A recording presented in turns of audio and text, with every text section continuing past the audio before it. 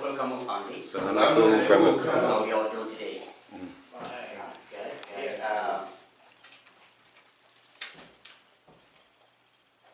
I know.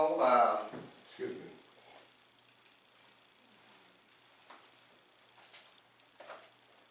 Thank you, Mr. Kanani. Sheikh called me I think last week, and told me that if I would like to do the lecture, and I knew, hi Sheikh, that he wanted to give you a little break because of what's going through right now. And I said, yeah, sure, anytime. And that's why I know Hi Sheikh was supposed to do today's lecture, but we understand you. We would you. Right? Before I begin this lecture, I would like to read, like our Hi Sheikh used to say a disclaimer. A Fahami disclaimer. In a way, this was written by our Fahami Paul Nathaniel Jackson, our Fahami prophet. And before I begin this lecture, which is the title of this lecture is The Mystic Ethiopians and the Origin of Islam before the Prophet Muhammad, peace be upon him. Okay. So this lecture, my effort is to enlighten you and our viewers on Facebook to who are the Islamites, or who are the original Islam religion, the originators of it. Okay. But before I begin the lecture, I would like to read this disclaimer in a way. Take notice, all you Muslims, Jews, and Christians, Hindus, Buddhists, and others. Think not that I am come to usurp any of your faith or criticize, belittle, or revile. Fahami is not a religion. It is understanding, civil and divine. Religion cannot solve the problems of the nations. Religion cannot solve the complicated problems of race, creed, and color. Religion is too weak to solve these things. But the Holy Fahami, prophet of Amun-Ra, say, man can. Religion can, but man can. Without understanding between all of the nations, peoples, religions, and creeds, there will always be turmoil and war. Fahami is understanding, both civil and divine. And that is what all the races and nations and creeds and colors need to solve the problems of the world. With that, I will end, okay? So this lecture is not meant to belittle any of the Muslims, brother, that are following the Prophet Muhammad, peace be upon him, and the billions of Muslims. This is just understanding. We are offering an understanding, and we are offering our own truths, Fahami. So in this lecture, I have two versions. Two lectures in a way. The first one is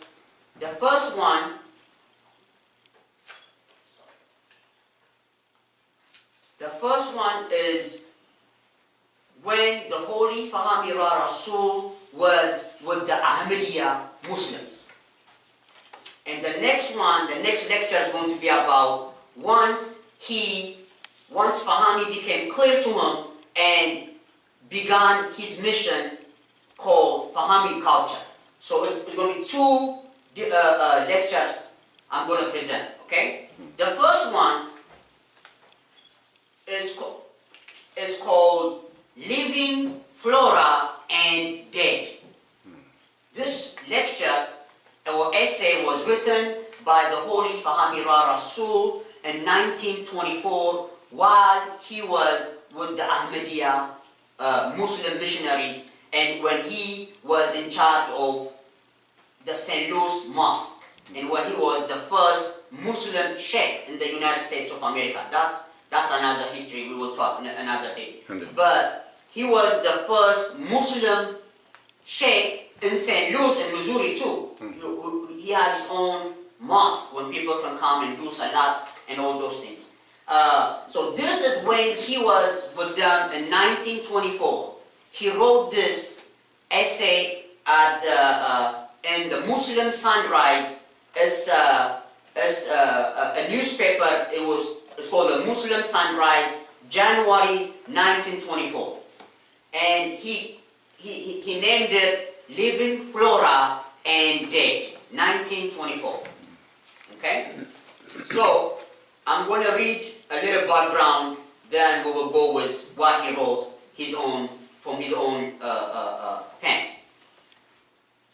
Okay, so this is the author who is writing about this event. Okay, pioneering scholars of Islamic movements among African Americans often emphasize the political aspect of African American conversion to Islam. In 1961, Eric Lincoln published Black Muslims in America, a book about the nation of Islam, which asserted that African Americans were not attracted to Islam primarily for religious reasons, but rather for social and political reasons. The nation of Islam, he said, was first and foremost a black nation, a black nationalist organization, meaning that it advocated an agenda of racial pride and self-determination. This association of Islam with political and social activism spread to American popular culture, and even into the 21st century. Many Americans continue to see the Nation of Islam and other early black Muslims groups primarily as political rather than religious movements. Most recent, now he is arguing, most recent scholarship on African American Muslim history has revealed, however, that black American converted to Islam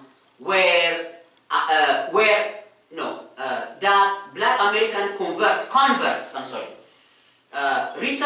I'm going to read again. Most recent scholarship on African American Muslim history has revealed, however, that black American converts to Islam were attracted to Islam for several reasons, including religious ones. One early example, according to this author now, one early example of this is African American Muslim Paul Nathaniel Johnson, who became leader of an Ahmadi Muslim mosque in St. Louis. Johnson, who took the new name of Ahmadine, said that after examining other religious traditions and sacred texts, he found the Quran and the tradition of the Prophet Muhammad to be the most enlightening. In Living Flora and Dead, which I'm about to read, an article Dean wrote for the newspaper Muslim Sunrise in 1924. He wrote that the Quran taught internal truths and unveiled secrets about the origins of the universe.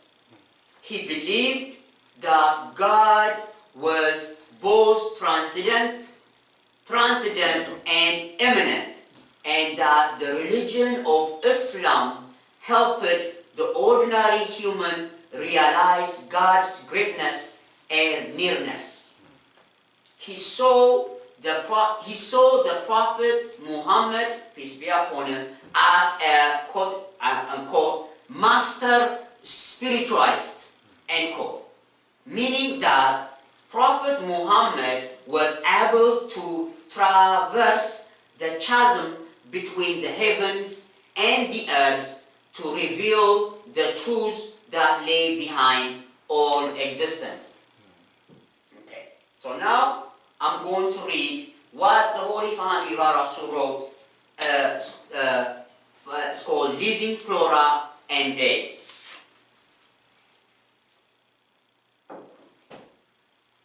And just, even before I begin, let me read it, then we'll talk. Okay, this is the Holy Fahmi Rasul writing this while he was the Ahmadiyya, 1924. In the field of religious literature, Prophet Muhammad's Quran is the healthiest plant with the hardiest stalk, produces the sweetest bloom, and yields the more wholesome fruit. The soil which gave to it healthy growth was rich beyond comparison. Allah's abundance made its foliage green, its blossoms beautiful, and its yield so heavy that whosoever reaps has but to enjoy an everlasting harvest. This plant of which I speak grew from the true seed to maturity. No grafting on of other plants, no artificial irrigation, no pruning to make it trim was necessary. This plant, Quran. Other plants in the field of religious literature? Question mark. Let us review them. Their seeds were true, but look at them now. How sad. Much deliberate mending has been done. Pursuing a certain holy book, I found it to be a plant withered, barely being kept alive by artificial watering, not at all green, dying. This book, the Torah, Talmud of Judaism, the Holy Fahmi continues, I pursued another holy book, and it was found to be a plant faded, green stems, and a few green leaves from two vines grafted on to give it the appearance of life. This book, the Vedas of Hindus. The pursual of another holy book found it to be a plant already dead from too much pruning. This book, the Gospels. Beside this, some others I pursued, finding them all decadent, Al-Quran accepted. The sun of tradition glowed dimly down through the clouds of mythology. The atmosphere was dry. The rainbow hung westward on the horizon, signifying also that the life-giving rains had passed. Blasted gardens. But the Prophet's Quran stood as a lone apple tree among the other trees of the garden. Consider the Holy Prophet and his Quran. Take the saint one all in all, what he was, what he accomplished, and the good he inspired others to do. Compare him with all other poets, lawgivers, prophets, sons of God, statesmen, etc., and the son of Abdullah alone stands above all other men that mankind has called, quote-unquote, great. Other Bibles are mostly the works of an aggregation of poets, prophets, prophetesses, statesmen, and lawgivers, historically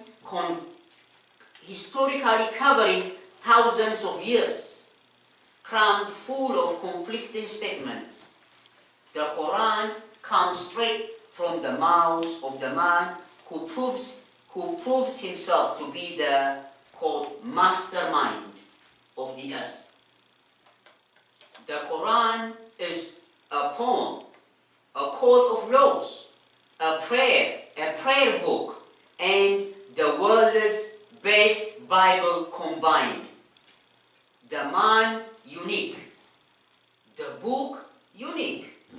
As in a looking glass, we behold the master spiritualist of the world, intoxicated with the gifts of God. Yes. O ye howlers and spillers of ink, says the Hokshvani, climb Mount Sinai and swim the river Jordan.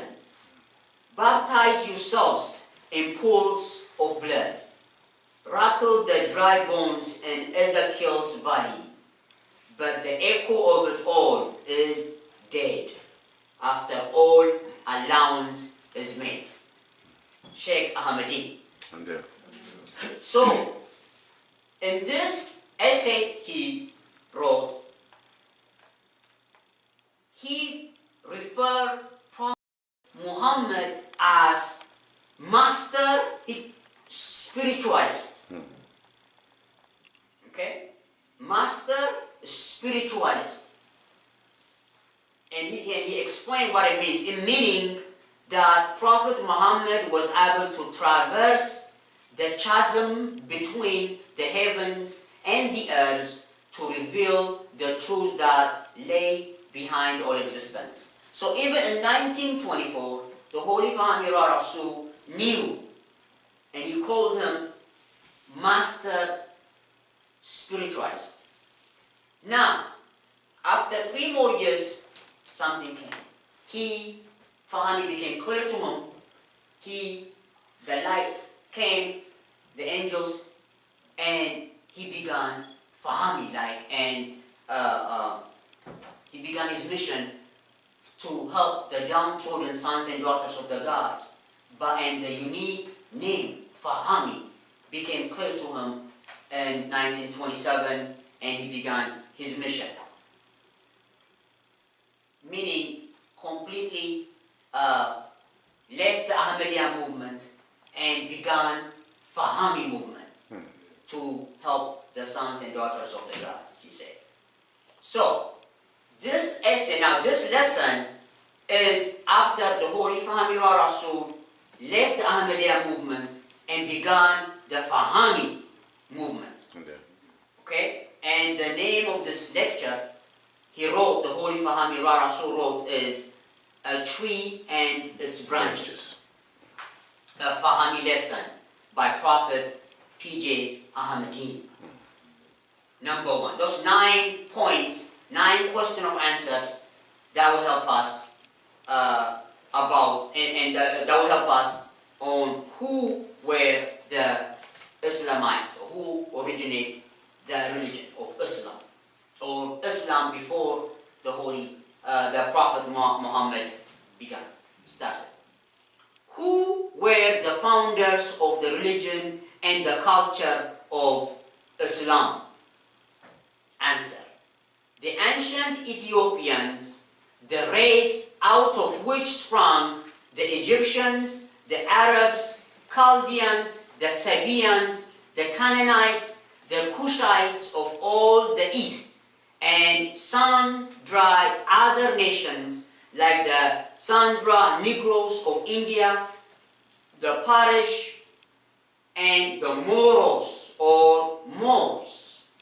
Again, before I go, and the Holy Fahmi Rasul taught that Islam, Fahami Islam, is a combination of three of our ancestors, Isis, Il, and Amun. Isis, Il, and Amun is Islaum.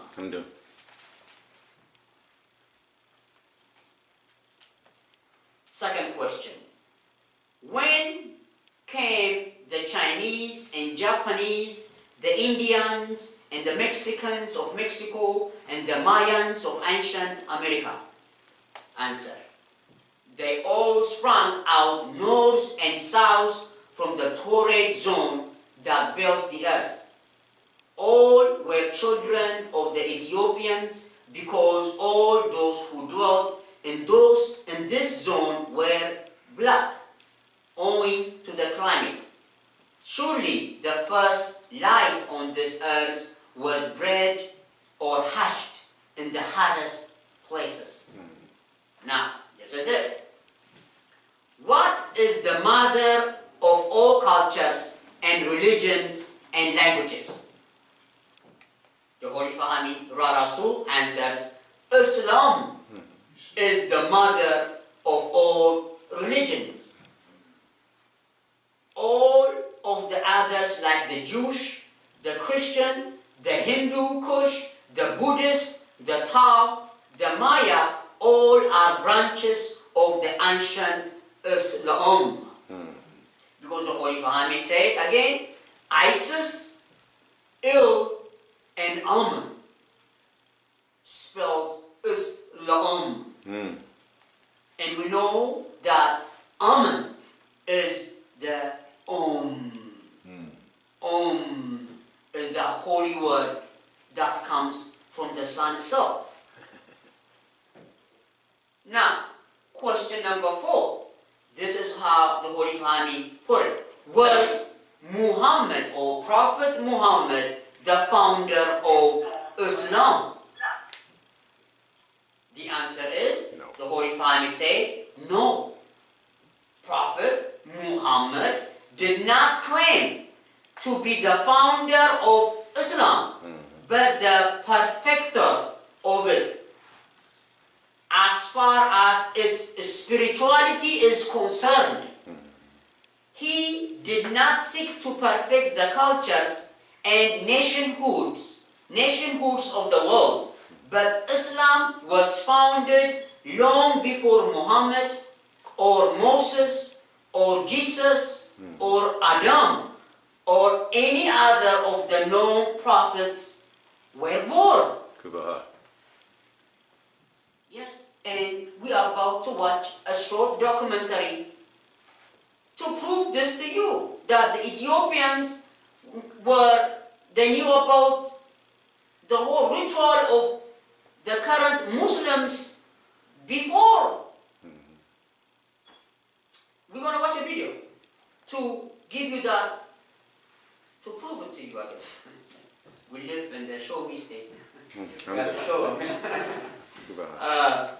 Next, but even in this question of answer now, he said, no, Prophet Muhammad did not claim to be the founder of Islam, but the perfecter of it as far as its spirituality is concerned. So even after 4 or 5 years when he began his mission, in 1924 he knew, the Holy Fahami Rasul knew that he called them spiritualists, master spiritualists, not a prophet. Okay? Because a prophet is a whole, or a scientist even, you know, another word for prophet, scientist. No. So here you go. Then the number 5. What part did Muhammad play, or Prophet Muhammad play? He said, peace be upon him. Muhammad combined some of the best part of all the Bibles of all the world into one book, together with his own revelation from the angel Gabriel, and gave to this new Islamic Bible the name Holy Quran. So he, meaning Prophet Muhammad, made Islam spiritually perfect only. So with this, before I go, okay, let's go back. Number 6, before we go to the video, okay? Question. The people of Islam are currently called Muslims. What were they called before Muhammad's time? The Holy Fahmi Rasul says they were called Islamites or Salamites, from the Ethiopian word Salam, meaning peace. Taharak was an Islamite or Salamawiyan. Tutankhamun was an Islamite. The builders of the pyramids were Islamites. Balkis, Queen of Sheba, was an Islamite or Salamite. They were called Ishmaelite by the Jews by the Jews of a later period. Now, with that, let's go see evidence. Then let's go and see this short documentary to back up what I just told you.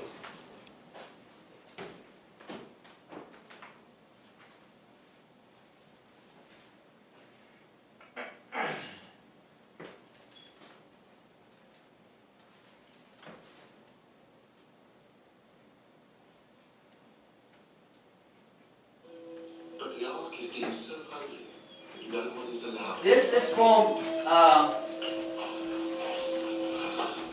can't go beyond this point here because in that chapter give me 1 second. is where the ark of the covenant is said to be held. This is a documentary. Security is tight, and it must be kept that way to maintain the faith and the foundations of the Ethiopian Orthodox Church, and by extension the legitimacy of centuries of faith. Maybe this will right. If the ark is not inside this building, then the foundations of the church and the Ethiopian royal line would be destroyed. But the ark is not the only potential evidence of this kingdom's ancient heritage. Anyway, this is a documentary about continues right next to the ark's purpose-built resting place. Now that building may be very new, but come and have a look over here. this is a professor who's going to Ethiopia in search of the legend of the Queen of Sheba and King Solomon, and how the Ethiopian Empire for the past 3,000 years was influenced by this. Okay?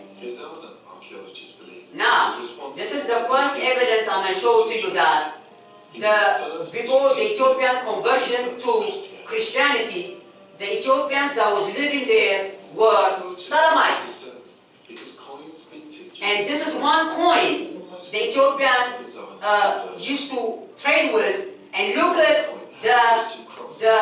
look at it right here. Look at it. The moon and the star.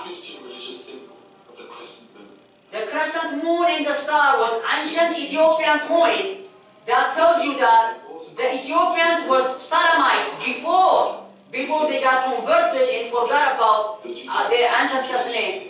But that's one evidence you just saw. On the coin you saw that the crescent and the star, this thing is almost 300 years before the birth of the, right here.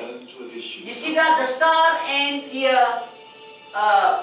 the crescent and the star. That's just one evidence. The next one.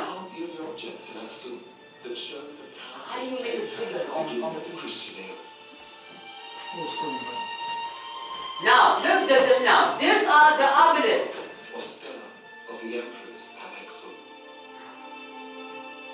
There you go. Now, look at this. Look at this. Show me state. So we are showing you. Look at this obelisk right here. This is the largest obelisk standing right now in Ethiopia. And weighed around 500 tons. This is the religion of Osiris. As impressive as any monument I've seen in Athens or Rome. My guide here is showing me their amazing carvings. This was the one that fell down, the largest one carved stone. They depict the great buildings. But this would link Ethiopia to the ancient Salamite, ancient Egypt, ancient Hamite roots. This is not. This architecture was Look. the architecture of the Aksumite people. Yes. And this, But the Aksumite are descendants of the Salamites, ancient Ham. Even though they don't know the Holy Family teaching yet, you see. You know, the end of the wooden beams. But this tells you where the Washington Monument was inspired from. They started with wood, so we have the windows. And it goes back to the religion of Osiris and Isis. So this in general is multi-story house building. And this is like a door. Used at Debradama around 500 years later.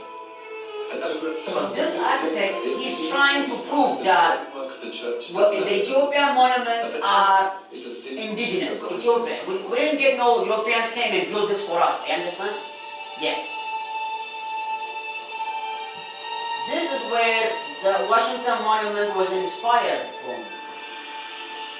But it goes back to ancient Ham of 50,000 years.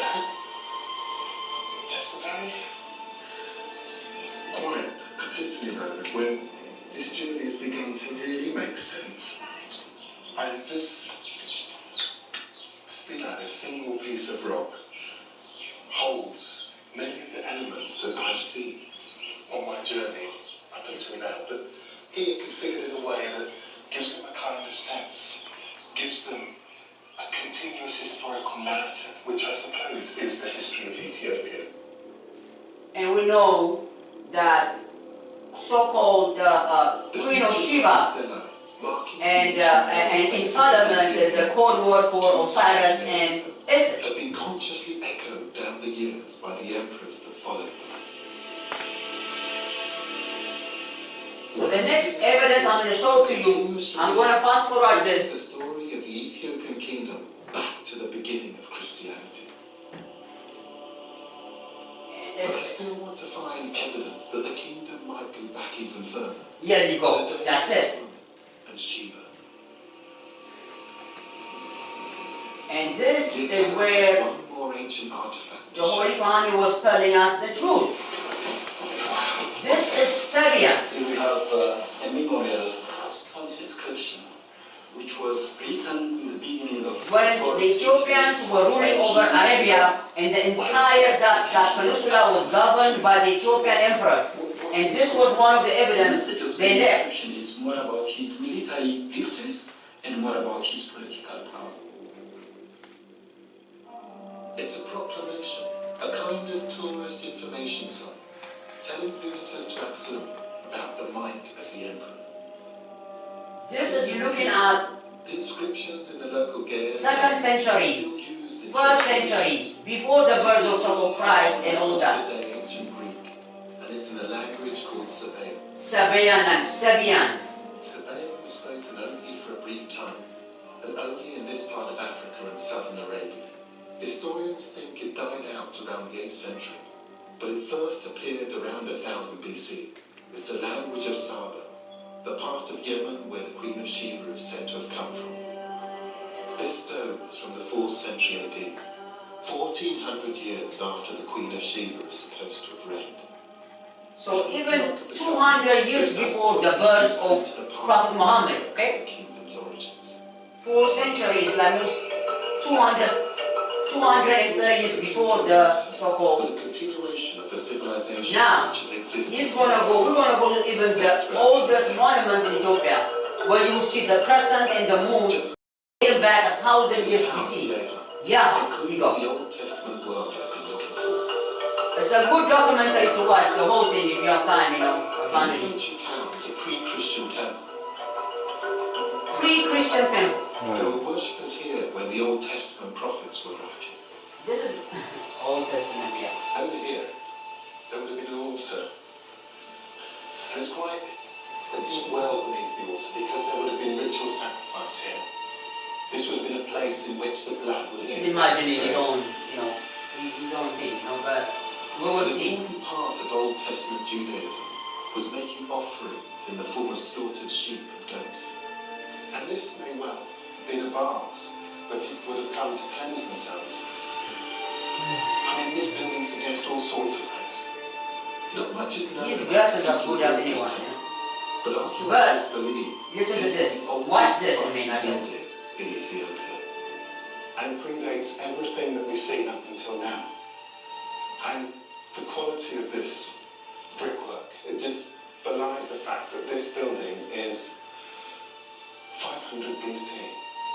That's even older than the Parthenon in why Greece. almost 2,000 years before the birth of the Prophet Muhammad now talking.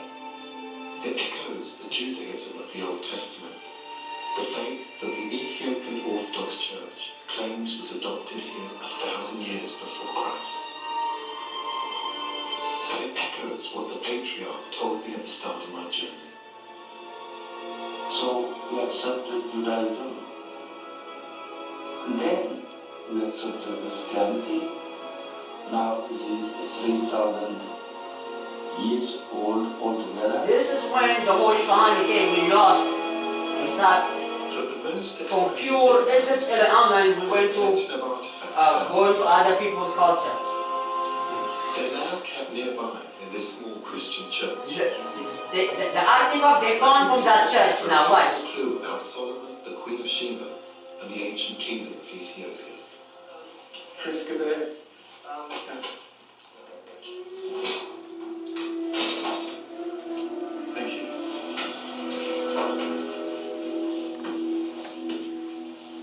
I didn't know it would be like this. There are crosses and scriptures spanning many years of Christianity. Thank you. Here you go. An incense burner which doesn't An belong to incense any burner. church. Here you go. The It's been sun, carved with the pre-Christian the crescent, symbol, and the moon. and the sun. The Ethiopians, the Holy Quran was not, he was telling us the truth. The Ethiopians are the originals of And Islam. from the same era as the burner. This is at least 2,000 years before. And look at the language, the Sabians, they would control this Arabia at that time. From the time of the Old Testament. And they show an ancient link between Ethiopia and Saba, the home of the Queen of Sheba.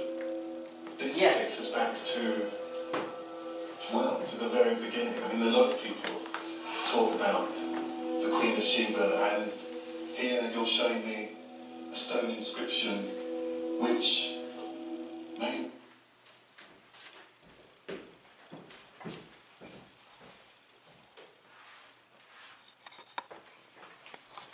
Yes, family. So, that was just a little proof what the Holy Family was teaching us almost 100 years ago. He said, the people of Islam are now called Muslims. What were they called before Muhammad's time? They were called Islamites or Salamites, from the Ethiopian word Salam, meaning peace.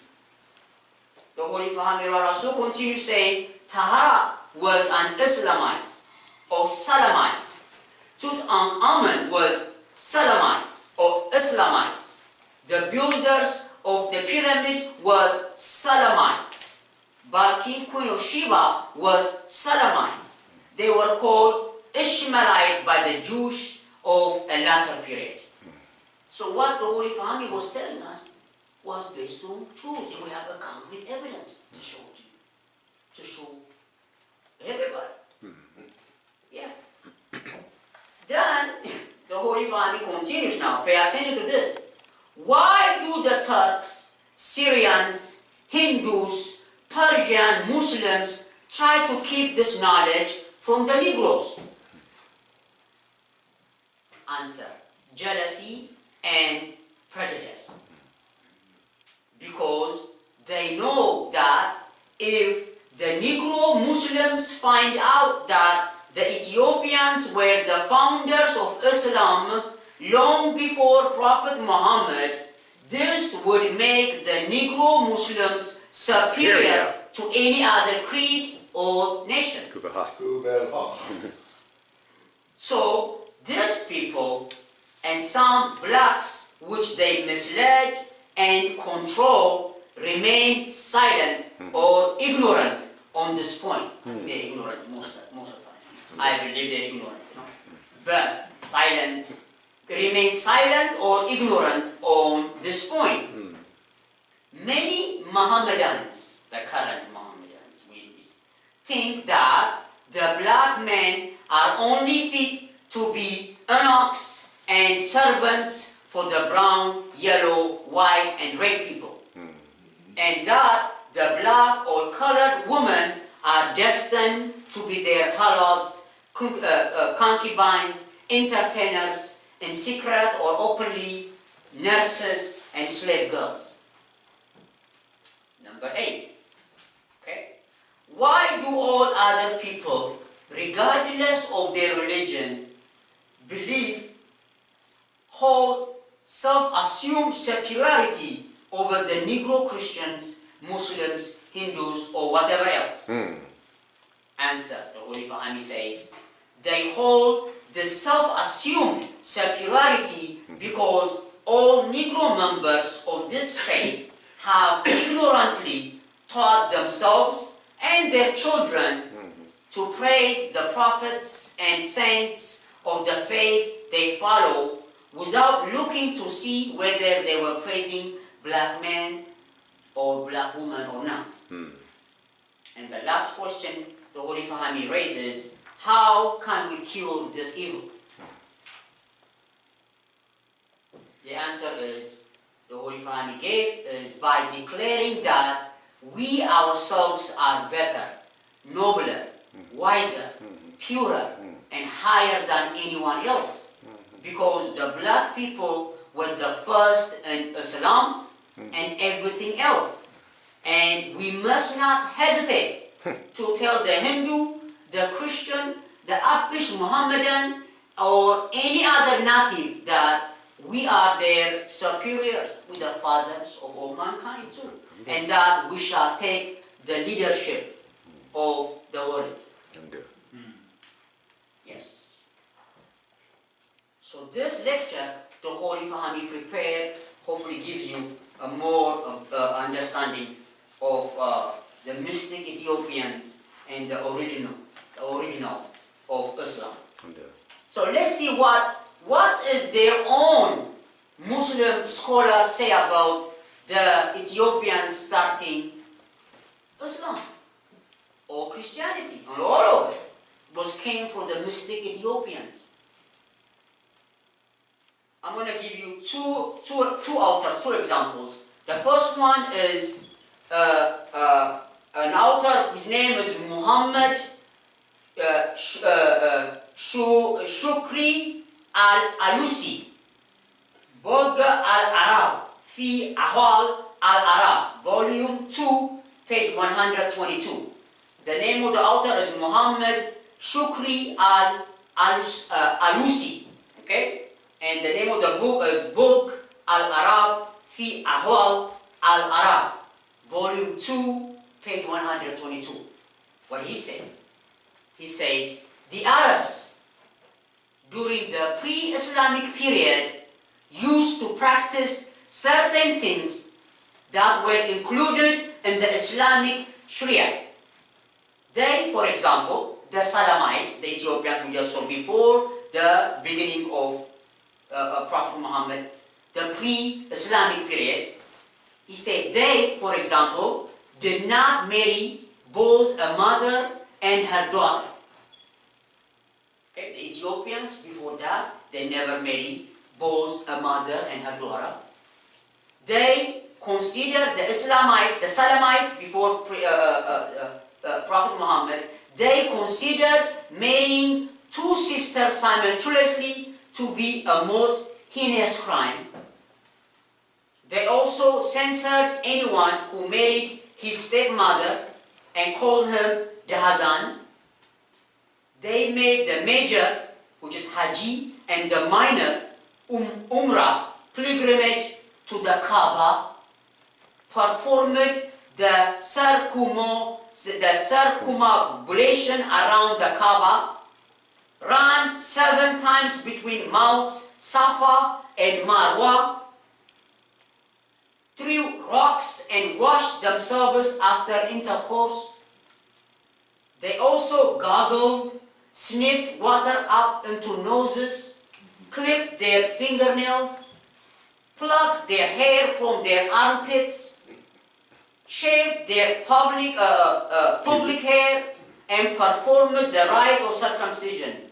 Likewise, they cut off the right hand of a thief. This is what the one of the authors say. The pre-Islamic, our Ethiopians, the Islamites practice, it was carried over to Sharia right now, the current Muslims. Let's see another author, what he said. This is a three authors. One of them is Stapleton, H.E. The next one is R.F. Azo. And the third author is M.H. Hussain, 1927. Chemistry, the name of the book is called Chemistry in Iraq and Persia in the 10th century A.D. Memoirs of the Asiatic Society of Bengal, Volume 8, page 398 to 403. What does it say? They wrote, those three authors wrote, a late Arabic writer wrote of the Sabians. Sabians is what? The Holy Family told us what were they called? One of their names is Islamite, or they were called Sabians, the pre-Islamic, pre-Muhammadan time. Sabians. That was in charge of Arabia. Then later on, they were sick and tired of the war and they came back to Ethiopia and settled in Ethiopia also. A late Arabic writer wrote of the Sabians that they had 7 temples dedicated to the 7 planets, which they considered as intermediaries employed in their relation to God. Each of these temples had a characteristic geometric shape, a characteristic color, and an image made of one of the 7 metals. They had 2 sects, a star and idol worshippers. And the former doctrine was similar to one that came from Hermes Trismegistus, which is star. So those 2 authors right here I just mentioned gives us even more proof that what the Holy Fahami was telling us almost 100 years ago, that Islam is the mother of all religion. Isis, Il, and Amen. All of the others, like the Jews, the Christian, the Hindu, Kush, the Buddhist, the Tao, the Maya, all are branches of ancient Islam. And we practice ancestor worship.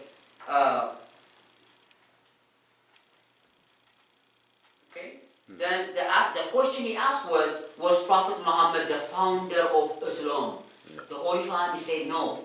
Prophet Muhammad did not claim to be the founder of Islam, but the perfecter of it as far as spirituality is concerned. He did not seek to perfect the cultures and nationhood of the world, but Islam was founded long before Muhammad, Moses, Jesus, or Adam, or any other the known prophets were born. So what does it mean, the Holy Fahami mean? Prophet Muhammad did not seek to perfect the cultures and nationhood of the world, but the Holy Fahami Rasul is that. And he told us how he's going to do it. What the world is going to follow in the future. Revelation from the Fahami Rasul. The Holy Fahami says, our ancient and noble and illustrious ancestors, when they wished to make clear and to propagate the highest virtues in the world, they put their governments in proper order. Before putting their states or the government in proper order, they regulated their families. Before regulating their families, they cultivated their own selves. Before cultivating their own selves, they perfected their souls. Before perfecting their souls, they became sincere in their thoughts. Before trying to be sincere in their thoughts, they climbed to the pinnacles of knowledge by investigating and seeing things as they really are. That is how the Holy Fahmi is different than Prophet Muhammad. That's why he told us here, Prophet Muhammad did not seek to perfect the cultures and nationhood of the world. But the Holy Fahmi is. Because how do you become humble? How do you, all religion will tell you, be sincere. Oh, the first thing, you gotta be humble. How do you become sincere? Confucius, the prophet of the Chinese religion, he says, the first step is sincerity. How do you one become sincere? The Holy Fahmi told us how. See? He said, before trying to be sincere in their thought, they claim you have to do investigate, you have to study. When things were investigated, knowledge became complete. That's the first thing is, you got to investigate. What is the purpose of life? What is all the whole thing is all about? Investigation, you have to investigate, he said. That is the answer. The regular question. How do you become humble? The first thing is you gotta study. First you have to study, investigate. Now when knowledge became complete. So when knowledge was complete, their thoughts became sincere. That is the biggest mystery the Holy Fahmi solved. You become sincere in our thoughts. We become sincere when you have studied. When you did investigation and you study, then you become, once you know the meaning of life is, the meaning of death is, you study the purpose of death, the purpose of life, then you become sincere in your thoughts. Then the Holy Fahmi will take it to the next level. When their thoughts were sincere, their souls became perfect. When their souls were perfect, their own selves became cultivated. Meaning, cultivated means purified. You purify, they start to purify themselves. Cultivated. When their selves were cultivated, their states, which is the government, the individual mental states, were put in proper order. This is how Holy Fahmi seeks to perfect the cultures and nationhood of the world. This is the steps. He gave you the 7 steps how the whole world can benefit from this revelation he gave. When their selves were cultivated, mean purified, within and without, when they purified their mind, when they purified in pure in body and mind, when they purified, their states, that means individual mental state, were put in proper order. When their states, individual mental states, were in proper order, the world was peaceful and happy. That is how the Holy Fahmi is perfecting the cultures and nationhood of the world. So the next thing is, even what did the Holy Fahmi say about that crescent and that star? What does the star and crescent signify? We just saw it on our documentary. This is an ancient symbol our ancestors used thousands of years before the birth of the Prophet Muhammad, peace be upon him. And the Holy Fahmi says, a symbol of light in the darkness of the world. Right now the whole world is in darkness, true. A guide to travelers in the dark. The moon is the spirit of Isis. The star is the spirit of Osiris, Asar.